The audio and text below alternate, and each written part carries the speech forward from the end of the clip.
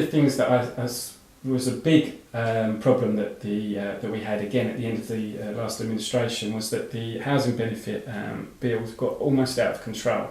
They changed the system and they actually created a situation where there was certain parts of the country where the rates were too attractive in some cases, probably for landlords. It wasn't the landlord's fault, and they were just claiming what they were entitled to do. Yeah. Now, obviously, the Conservative Party, or the coalition government, are trying to get a grip of that problem, and they're making inroads into it. Yeah. But how are we, or how are the government, how can they actually partner now with the private rented sector? Because I think, again, there's a real need for these type of tenants to be housed. Yeah. And obviously, as the rents come down, quite rightly, for the reasons we've said, the landlords are going to probably withdraw their properties from that sector. I'm seeing that.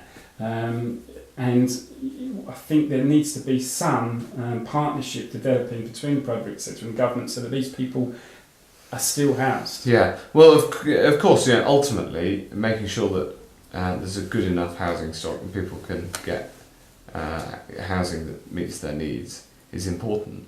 But as you say, the housing benefit bill had got out of control. We needed to take action to tackle it.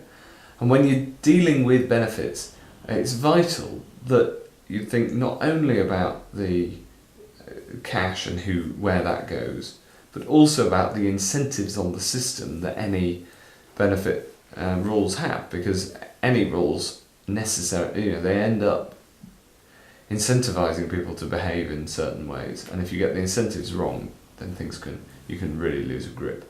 So we have been reforming it.